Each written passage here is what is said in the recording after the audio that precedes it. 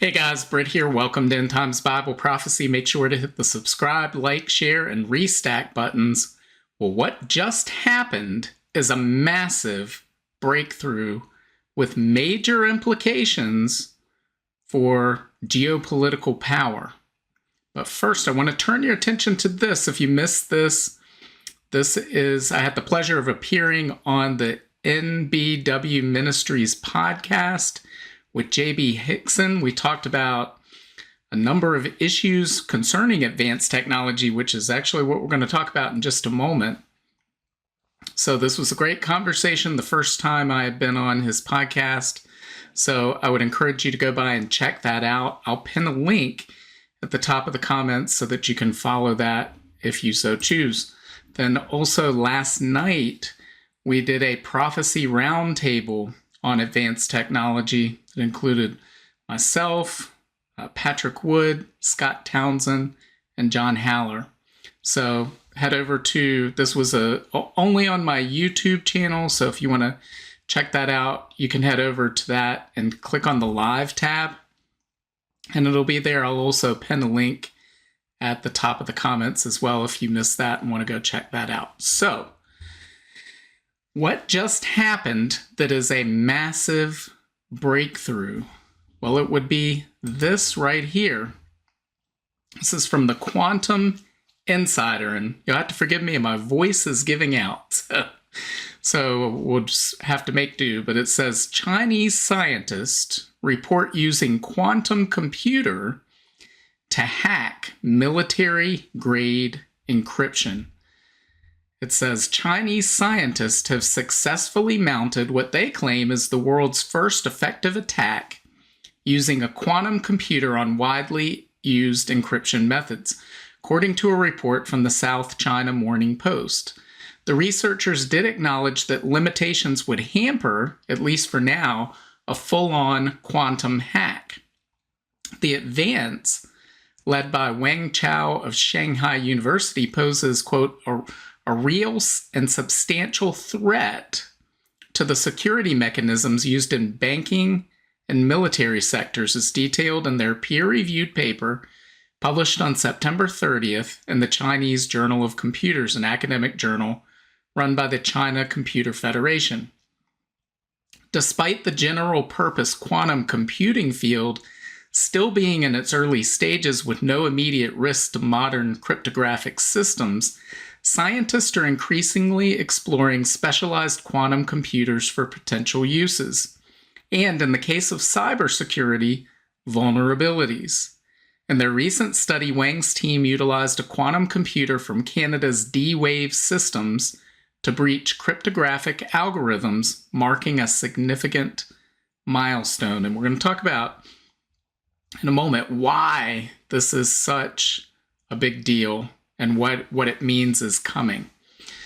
So it says, according to the South China Morning Post, the research team employed the D-Wave Advantage quantum computer to target the present GIFT64 and rectangle algorithms called key representatives of the substitution permutation network, SPN, structure. This structure is foundational for advanced encryption standards, AES, a system widely deployed in military and financial encryption protocols, according to the newspaper. While AES 256 is often labeled as military grade and considered the most secure encryption standard available, the study suggests that quantum computers may soon threaten such security. Quote, this is the first time that a real quantum computer has posed a real and substantial threat to multiple full-scale SPN structured algorithms in use today, Wang's team wrote. Given the sensitivity of the research, Wang declined to provide further comments to SCMP. And we also have this article as well. So this is from Interesting Engineering. It says China hacks military-grade encryption using quantum computer, poses threat to the West. It says a military-grade encryption algorithm has reportedly been hacked by Chinese researchers using a D-Wave quantum computer. This is being claimed as the first successful quantum attack on widely used encryption algorithms. This type of hacking poses a significant threat to military and finance sectors alike. Initially designed for non-cryptographic usage, the D-Wave Advantage system used in the process breached the SPN algorithms. Although specific passcodes have not been cracked yet, this is still a major early stage threat. And then it has a quote down here from the authors of that paper. They say, leveraging the exponential acceleration capabilities of quantum computing, we address the challenge by computing two rounded directions for solutions on each bit of an n-dimensional lattice. We don't need to understand all of what that means, but we'll get to why it matters in a moment.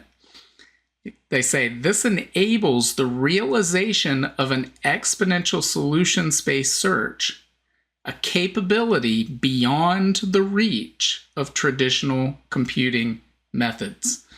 So this is something new. They're pushing the limits. They're pushing the envelope of what we're capable with in terms of computing power. And so let's take a look at this article as well, which lays out a lot of why this matters. So this is from CSO Online. It says Chinese researchers break RSA encryption with a quantum computer.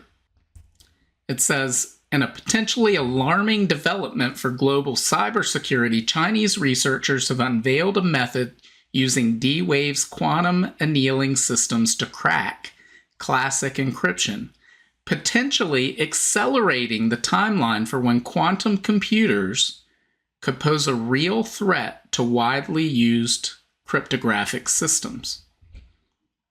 It says this is the first time that a real quantum computer has posed a substantial threat to multiple full-scale SPN structured algorithms in use today, the researchers noted, referring to widely used encryption methods based on the substitution permutation network structure. The researchers didn't just stop at RSA, which is a form of encryption. It says they also attacked algorithms crucial to the advanced encryption standard, including present, rectangle, and the GIFT 64 block cipher. Our findings show that D-Wave's quantum technology can efficiently target encryption systems that protect sensitive information globally. Many cryptographic algorithms that enterprises rely on today, such as RSA and ECC, are based on mathematical problems that are computationally difficult for classical computers to solve efficiently, said a senior analyst at Everest Group. However, the advent of quantum computing threatens the security of these algorithms. The need for robust, quantum-safe, or post-quantum cryptographic solutions becomes increasingly evident as quantum computing advances. It says the implications of this research are significant. Experts have long believed that quantum computers could eventually break today's encryption, but the study suggests that the timeline for such threats may be much shorter than expected. And I'm sure with AI and with the advance of AI, that timeline is accelerating. As we said before, these technologies are advancing exponentially. It lulls people into this false sense of security because they think, well, I've been hearing about these great technologies, but not much has changed. But in the early phases of exponential change, it's very difficult to notice the dramatic change that's coming. It's in the latter stages, the last steps, when the majority of the leap is taken, and it will come upon people suddenly and quickly. It says the advancement of quantum computers can seriously threaten data security and privacy for various enterprises, affecting fundamental principles such as confidentiality, integrity, and authentication. This makes it essential to reassess the security of these cryptographic methods. The team pointed out that data being encrypted today could be at risk if adversaries are stealing it with the intention of decrypting it in the future when quantum technology advances. Organizations need to reconsider how they secure their data as quantum attacks become a real possibility, they warned. Many companies are already working on, quote, quantum-safe encryption methods to protect against future quantum attacks. However, the Chinese research emphasizes that such measures may need to be implemented urgently to safeguard sensitive information. The research from Wang Chou's team serves as a wake-up call for the cybersecurity community. With the power of quantum computing evolving rapidly, the time to rethink encryption strategies is now. The growing threat from quantum computers requires immediate attention to ensure the security of our digital future, the researchers warned. The early and widespread use of quantum computers could wreak havoc, enabling new advanced cyber attacks that are impossible using classical computers. Post-quantum cryptography is the solution to this problem. And guys, when I hear this, and this post-quantum cryptography is the solution, it makes me think of something else post that we've talked about in the past. So I want to take a look at this book that I wrote, it's Racing Toward Armageddon. It's right over my shoulder there. And read from an excerpt from chapter 7 on the coming global government, because quantum computing, I believe, along with artificial intelligence and molecular manufacturing, pose a unique threat to the global order and will, as they develop, as they mature and come to fruition, lead to the establishment of a global empire. So let's read what this has to say. It says, in 1949, the Soviet Union became the world's second nuclear power. Since then, fear of a global nuclear war has kept humanity from destroying itself. The fear of total destruction, the idea no one can win a war between two nuclear powers, is known as mutual assured destruction, or MAD. For decades, it's all that's kept us from World War III. World leaders are well aware, in an all-out nuclear war, no one wins. It's a lose-lose proposition.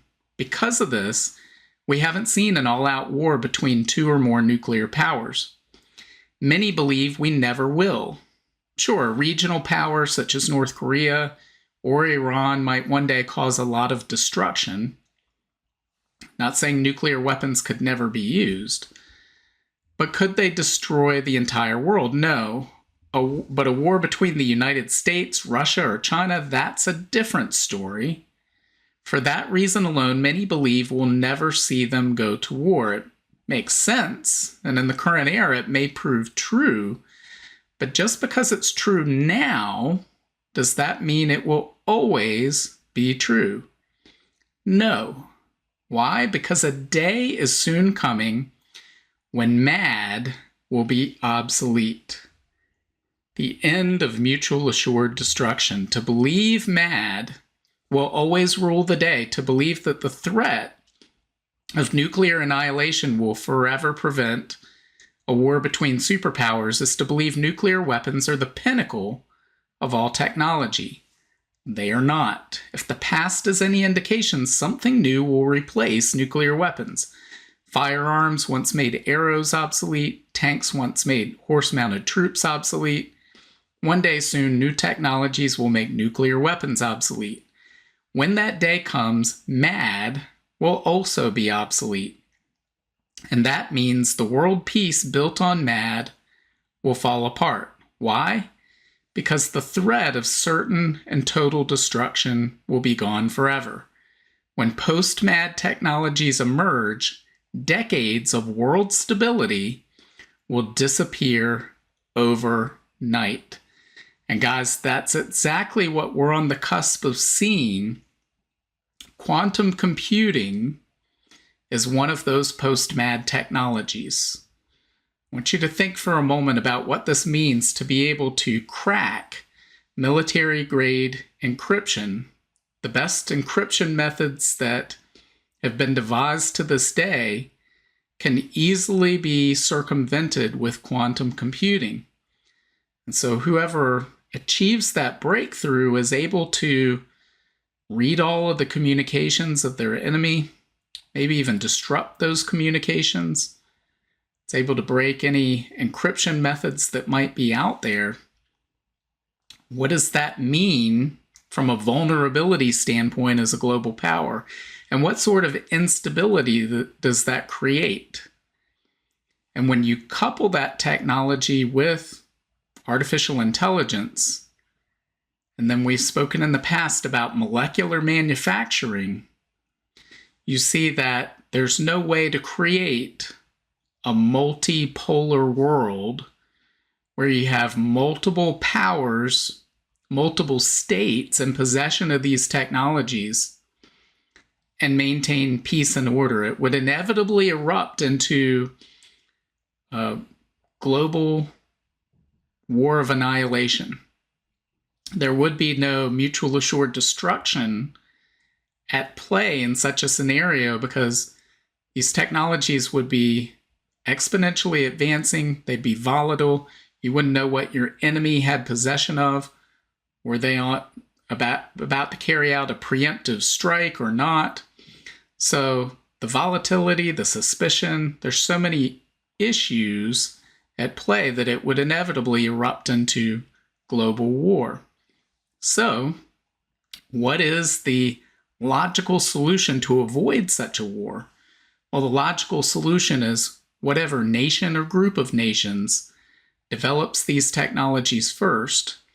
And I would argue that specifically molecular manufacturing, I believe that will be the last of these to mature, and it will be the most important, will give that leading nation or leading group of nations the ability to conquer the entire globe without threat of nuclear annihilation or any sort of annihilation. They will be able to strike with impunity. And that means that, again, this isn't just going to be simply an option. I mean, it will be an option, but they'll see it as the only option, no matter what the intent of that nation or group of nations is. They will see only two possibilities: conquer the globe or allow other powers to develop, inevitably leading to an arms race, a catastrophic arms race that erupts into global annihilation. So they'll look at that and they'll say, again, whether their intent is for good or evil, we must conquer the globe. Of course, most nation states aren't going to go along with being conquered. They're going to fight back. And we read about in Revelation chapter 6, a global war with slaughter all over the world. Again, the Bible teaches that humanity still exists on the other side of that global war. And so the conventional wisdom that a mutual assured destruction will prevent another world war, or the conventional wisdom that goes along with, I believe it was Einstein who said, I don't know with what weapons World War III will be fought, but World War IV will be fought with sticks and stones. Well, that's the conventional wisdom, but it's incorrect, because we have no indication that humanity is using sticks and stones on the other side of that Revelation 6 war.